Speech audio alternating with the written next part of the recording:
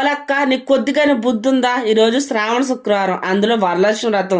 ఏడ తగలబట్టి సంతరా నాయన ఈ నైటీలు వేసుకుని తిరిగేది.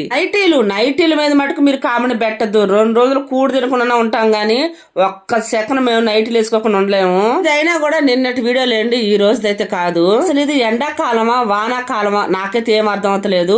మా సిమెంట్ పని ఎండాకాలం తప్పితే వానాకాలంలో కుదరదు. ఎండాకాలం అంతా వానలే పడే, ఎండాకాలంలో చేయాల్సిన పని ఇప్పుడు వానాకాలంలో చేస్తున్నారు. ఈ టైము రైతులు పొలాలు తిరిగే టైము. రైతులైతే అసలు తిరగలేకున్నారు. ఎండ అద్దరిపోతుంది.